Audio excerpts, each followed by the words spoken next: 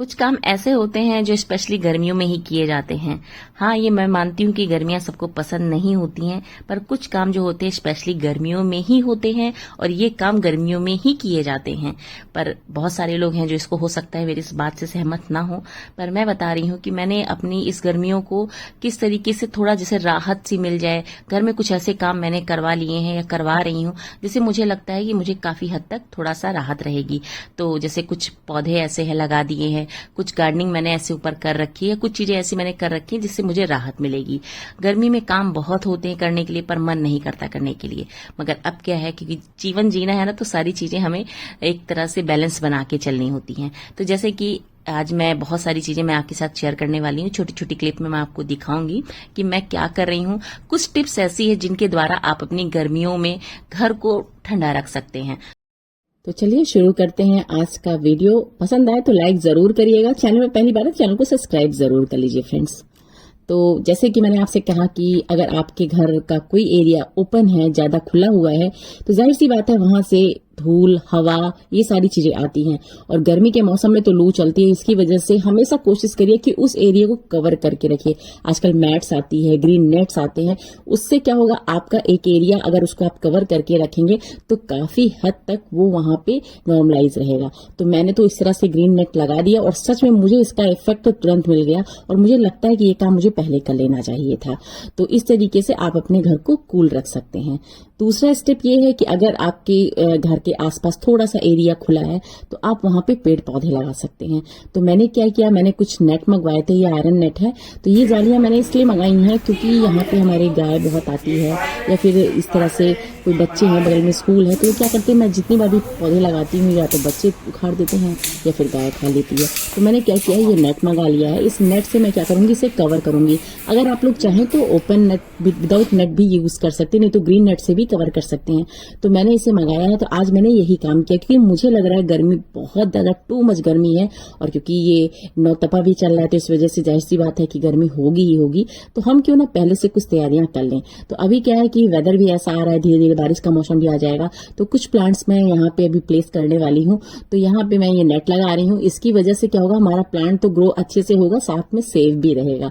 तो मैं इस नेट के द्वारा यहाँ पे अपने प्लांट्स हैं जो कुछ लेकर के आई हूँ, कुछ गमले के हैं जो कि ऊपर मैंने टेरेस पे लगा रखे हैं, वो बड़े हो गए हैं तो उन्हें मैं फ्लोर में लगा दूंगी तो वो अच्छे से ग्रो करेंगे। और कुछ प्लांट्स तो ऐसे होते हैं जो आपके एरिया को, कोई जैसे खुला एरिया है तो उस पे कैनोपी बनाते हैं, एक बहुत ही अच्छा शेड तैयार कर देते हैं। उससे क्या होगा, आपको छांव भी मिलेगी, एक घर का अलग ही लुक आएगा। तो मैंने क्या किया है, कुछ प्लांट्स ऐसे ले आई हूँ और जो कि मैं लगा दी हूँ और जाहिर सी बात है बहुत तेजी से ग्रो करते हैं। ये आप सभी को पता है कि ये वाइन वाले प्लांट होते हैं, बहुत अच्छे से अगर इन्हें एक सहारा मिल जाए तो बहुत तेजी से टेरेस के ऊपर पहुंच जाते हैं। इसी तरह से अशोक का जो प्लांट होता है वो भी काफी अच्छा होता है। ये आप सभी को पता है कि इसमें कितना मतलब एक तरीके का हमारे घर के प्यूरिफायर हैं ये सारी चीजें। तो प्लांट्स हमेशा कोशिश करें कि गर्मियों में आप जरूर रखिए अपने आसपास, अपने टेरेस पे लगाइए या बाहर बालकनी में लगाइए। अगर फ्लैट में रहना तो बालकनी पे लगाइए, नहीं तो ऐसे जैसे रॉ हाउसेज होते हैं तो वहां थोड़े एरिया होते हैं, वहां पे प्लांट्स लगा सकते हैं। और मुझे लगता है अगर प्लांट लगाते हैं तो घर का एक लुक ही चेंज हो जाता है और साथ में एक पॉजिटिव वाइब्स भी आती है। ये मेरा मानना है। तो क्यों ना इस बार आप लोग भी इस तरीके से घर में प्लांट्स लगाइए। इससे क्या होगा, काफी हद तक आपको गर्मी से भी राहत रहेगी, एक प्यूरिफायर भी रहेगा आपके पास। साथ में अगर फ्रूट्स के शौकीन है तो वो भी आपको बहुत अच्छी तरीके से प्लांट देते ही देते हैं। तो आप देख सकते हैं एक एरिया मेरा लुक ही चेंज हो गया और ग्रीन नेट लगाने से सच में काफी राहत मिल रही है। और साथ में भी कुछ नेट्स मेरे बचे हुए हैं जिनमें मैं कुछ प्लांट्स और लगाऊंगी। तो ये सारे नेट्स हैं जो मैंने कटाए हैं और इनको क्या है, अभी जब प्लांट लेके आऊंगी तो मैं लगाऊंगी। तो इस तरीके से मैंने ये काम किया है। और इसके साथ ही मैंने आज अपने जो मैंगो मैंने कट करके रखे थे उसको भी मैंने अच्छे से सुखा लिया था, मतलब ट्राई कर लिया था, उसका जो भी मॉइस्चर था खत्म कर दिया। क्योंकि ये 100% श्योर करके चलिए, अगर आप अचार को बना रहे हैं लंबे समय के लिए, साल 2 साल चलाने के लिए, तो कोशिश करें कि सारी चीजें बिल्कुल मॉइस्चर फ्री रहें, तभी जाके आपकी चीजें लंबे समय तक चलेंगी।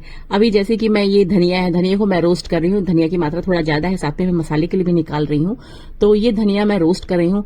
आप लोग ये कभी मत सोचिए कि जो चीजें अगर आप रखे हुए हैं और उसको डायरेक्टली यूज कर रहे हैं तो जाहिर सी बात है वो आपका खराब करेंगी।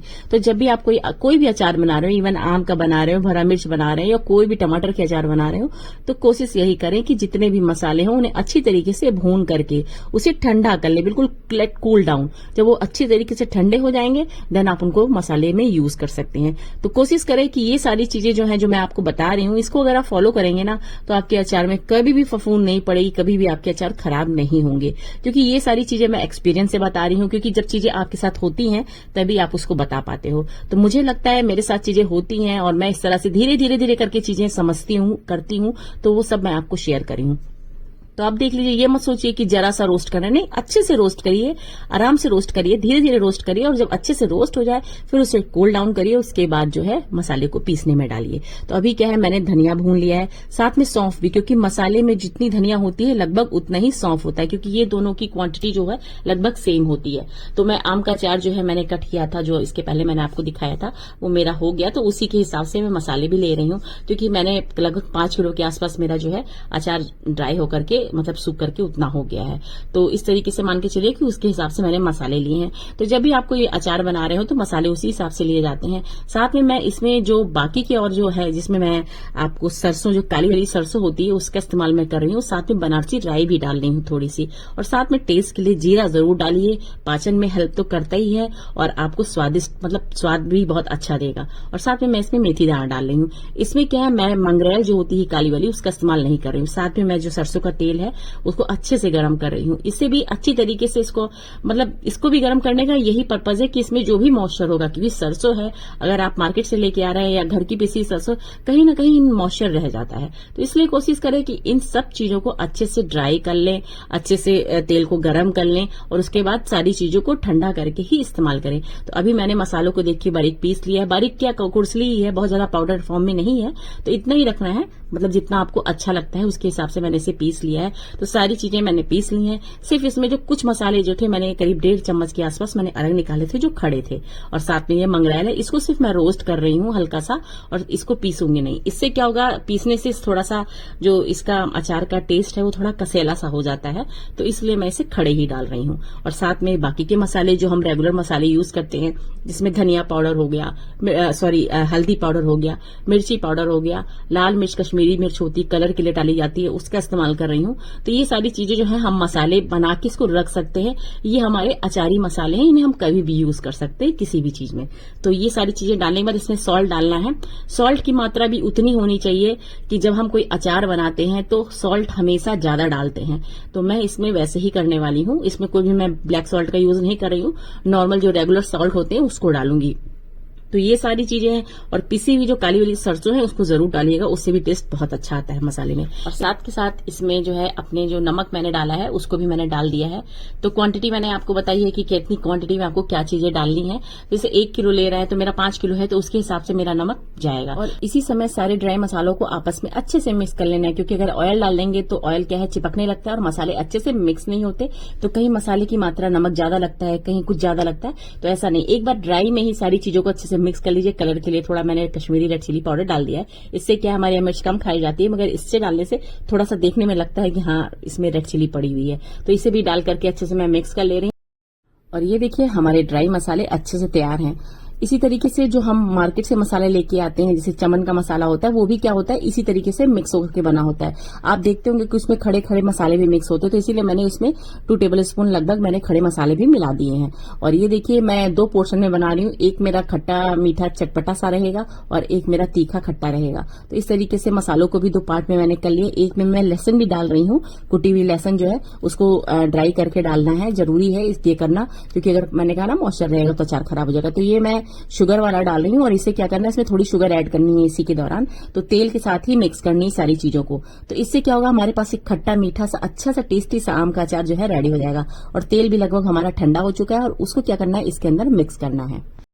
बस आपको एक बात का ध्यान रखना है कि जब भी इसमें तेल डालेंगे तो ध्यान रखिएगा तेल हमारा ठंडा होना चाहिए, गर्म नहीं होना चाहिए। और इसी दौरान जो है मैं इसमें करीब 3 टेबल स्पून जो है शुगर ऐड कर रही हूँ। कोई पाउडर फॉर्म में नहीं है, शुगर नॉर्मल डाल रही हूँ, धीरे धीरे मेल्ट होती रहेगी, क्योंकि हम इसे अभी धूप में रखेंगे करीब 10 से 15 दिन, जिससे कि अभी तो खाना नहीं है, अचार मेरे पास ऑलरेडी पहले से है, तो इसको मैं अभी इस तरह से रख दे रही हूँ। इससे क्या होगा, हमारा जो शुगर है वो अच्छे से मेल्ट हो जाएगा, मसाले बहुत अच्छी तरीके से इसमें मिक्स हो जाएंगे। तो ये एक तरीके का मेरा जो है अचार जो बच्चों को बहुत पसंद आता है, तो ये स्पेशली बच्चों के लिए ही बना रही हूँ क्योंकि थोड़ा सा ये मीठा रहेगा। तो ये अचार जो है घर के लिए और गेस्ट के लिए जो मैं बना रही हूँ वो अलग बना रही हूँ। तो इस तरीके से मैंने दोनों चीजों को बना लिया है और इस तरह से सारे अचार मिक्स करूंगी। तो इसको मैं किनारे कर दे रही हूँ और दूसरे अचार को भी मैं मिक्स कर रही हूँ। इसके अंदर मैं ड्राई मसाले वही रहेंगे जो हमने पहले बना के आपको दिखाया है। बस मैं क्या कर रही हूँ, इसमें लहसुन जो है करीब 1 मुट्ठी लहसुन मैं यूज करूंगी, कटोरी लहसुन छिल करके उसको मैंने ड्राई कर लिया है धूप में। आप सुखा लीजिए, चाहे अवन में डाल करके ड्राई कर लीजिए, थोड़ा सा ड्राई फॉर्म में हो जाएगा। फिर उसको क्या करना है, इन्हीं में मिक्स करना है। वो मैं नहीं इसमें कैप्चर कर पाई हूँ, मगर आप लोग ये समझिए कि अगर लहसुन डाल करके अचार को बनाते हैं तो उसका जायका और भी बढ़िया लगेगा। एक बार जरूर ट्राई करिएगा। लहसुन डाल के आपने अचार नहीं खाया है तो इस बार आप थोड़ी मात्रा में बनाइए और एक बार लहसुन डाल के बनाएंगे तो आप बार बार वही बनाएंगे। तो इसलिए थोड़ा सा डिफरेंट जरूर करिए, क्योंकि यही सारी चीजें होती है ना, थोड़ा सा खाने में फ्लेवर चेंज करती हैं, टेस्ट में चेंज आता है। तो इस तरीके से मेरे दोनों अचार मैंने बना लिए हैं, हाफ हाफ पोर्शन में लेकर के। एक खट्टा मीठा है और एक खट्टा है, मतलब मिर्ची वाला तीखा अचार, चटपटा वाला। तो दोनों बना के रख लिए हैं। अभी तक धूप बहुत अच्छी थी, अब आप देख सकते हैं बिल्कुल बादल सा आ गया। अब समझ में नहीं आ रहा है कि धूप में रखें कि ना रखें, क्योंकि धूप में रखेंगे फिर नीचे लाना पड़ेगा। तो इस वजह से मैं सोच रही हूँ इसको इसी तरह से करके और तेल डाल के मैं रख दूँ। बाकी खुशबू बहुत अच्छी आ रही है। सब में जितना भी मसाला डाला है सारा मसाला मेरा आ गया है, मतलब क्वांटिटी मसालों की सही थी। जो है सॉल्ट है, इन सब में सॉल्ट की मात्रा ज़्यादा रहती है क्योंकि ये सब लंबे समय तक के लिए रखना पड़ता है। तो सॉल्ट प्रिजर्वेटिव का काम करता है। अगर आप चाहें तो इसमें, अगर आप शौकीन हैं तो सिरका डाल दीजिए, अगर आपको सिरका खाने का शौक है। बस ये है, अगर काला वाला सिरका डालेंगे तो उससे क्या होगा, अचार हमारे काले काले से दिखेंगे, और व्हाइट वाला विनेगर डालेंगे तो वो सही रहता है अगर आप डालना चाहते हैं तो। बाकी तो आप तेल में इस तरह से रख दीजिए तो भी ये अच्छे से काम करता है। तो चलिए इसको हम डालते हैं, ठीक है। तो जब भी अचार को किसी डब्बे में डालना है या किसी मर्तबान में डालना है तो उसे अच्छे से स्टरलाइज कर लीजिए, धूप में सुखा दीजिए, कोई भी मॉइस्चर ना रहे। क्योंकि एक छोटी सी गलती जो होती है ना, वो हमारे पूरे अचार को खराब कर देती है। फिर सारा मसाला, सारा तेल सब खराब हो जाता है। तो इसलिए ये गलती ना करें। और बच्चों को भी ये बताएं कि जब भी आप अचार निकाल रहे हैं तो उन्हें ड्राई हाथ से ही निकाल के रखें। और कोशिश ये करें कि छोटी सी मर्तबान में बच्चों के लिए अलग से निकाल दें, क्योंकि मान लीजिए अगर खराब भी होता है या पानी भी लग जाता है तो छोटे वाले मर्तबान ही खराब होंगे। ये वाले मर्तबान के अचार हमारे नहीं खराब होंगे, सेफ रहेंगे। तो मैं इसे इस तरह से प्रेस कर करके रख दे रही हूँ। और मैंने मर्तबान भी अपना अच्छे से साफ करके रख लिया और इसी में मैं ऑयल डालूंगी। ऑयल को भी मैंने पहले से गर्म करके रख लिया है। तो ये सारी चीजें, ये सारे प्रिकॉशन होते हैं जो हमारे अचार को लंबे समय तक चलाते हैं, टिकाऊ होते हैं। क्योंकि कई बार आप लोग देखे होंगे नानी दादी के घरों में भी अचार काफी लंबे लंबे समय तक चलते थे। तो इसका मेन कारण यही होता था कि सारी चीजों को अच्छे से ढंग से बनाया जाता था। और पहले के लोग कैसे थे, आप सभी को पता है कि चीजों को कितना ध्यान से करते थे। तो इन सब चीजों से अगर इस तरीके से आप बनाएंगे तो आपका अचार कभी भी नहीं खराब होगा। और जब भी मर्तबान में रख रहे हैं तो इसे धूप में जरूर दिखाइए। पिछली बार वाला मेरा जो अचार है वो ये है, इतना ही बचा हुआ है। ये पूरा कंटेनर भरा हुआ था, फुल था, और ये बस इतना बचा हुआ है, बाकी सब हो चुका है। हुआ था। तो माय डियर फ्रेंड्स, ये था मेरा आज का वीडियो। आपको कैसा लगा जरूर बताइएगा। कोई भी टिप्स आपके कोई भी काम आ रही हो ना तो उसको जरूर फॉलो कर लीजिए, क्योंकि मुझे लगता है कि एक फॉलो करने से बहुत सारे काम आपके आसान हो जाएंगे। तो चलिए फॉलो करिए टिप्स को। कोई भी चीज अच्छी लगी तो लाइक जरूर करिएगा। चैनल पहली बार है, चैनल को सब्सक्राइब कर लीजिए। अचार को सेव कर लीजिए, क्योंकि ये जो अचार होते हैं ना ट्रेवलिंग में बहुत काम आते हैं, इसलिए जरूर बना के रखिए, अच्छा लगता है। होने की बारी आ रही है सारी चीजें। तो अब मिलेंगे नेक्स्ट वीडियो में, तब तक के लिए अपना ध्यान रखिए, स्वस्थ रहिए, मस्त रहिए। वीडियो को इसी तरह से लाइक कर